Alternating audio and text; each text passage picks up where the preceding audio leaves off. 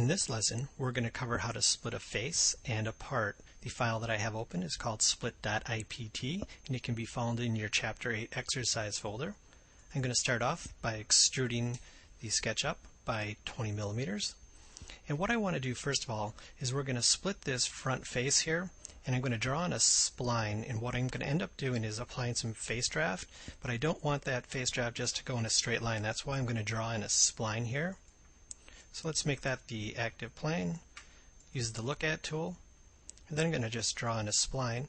And when I draw the spline, I want to make sure that the spline at least touches each of the edges or goes beyond. I don't want it to fall short, otherwise it will not split the face. So now let's exit out of the 2D sketch environment. Now from the part features, we're going to go back down here and we're looking for the split tool. And in the split dialog box, we have two different methods. I can split the part, or we can split the face, and that is the default. That's exactly what we want. For the split tool, I'm going to select our spline. Now for the faces, we can select them individually, or we can do all, and the select is the default. So in this case, let's go ahead and select that top face. That's what we're going to split. Go ahead and click OK. So now if I go back and just click on the top or the bottom, you'll see that it is now two separate faces compared to the one on the right.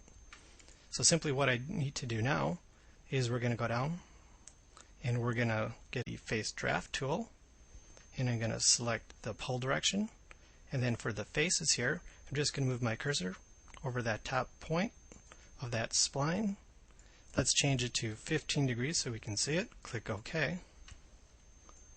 And I now have face draft going into that part based on that splined edge.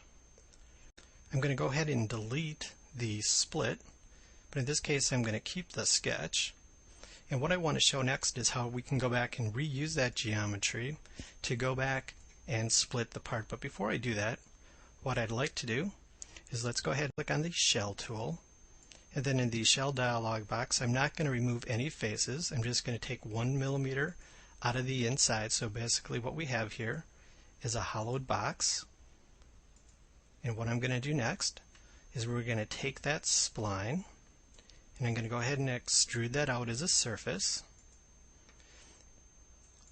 And let's go distance, and I'm going to change that to 50. And what I want to make sure again is that that surface at least touches or extends beyond our model. In this case it does. So what I'm again going to go back and do from the part features, go on down, click on the split tool. In this case change the method to part, and the tool is going to be our surface. As you can see, I can go back and flip the direction which side is going to be removed. So let's go back and remove the top. And if I go back and turn off the surface visibility, you'll see that we have just split our part, and I'm now showing the bottom half.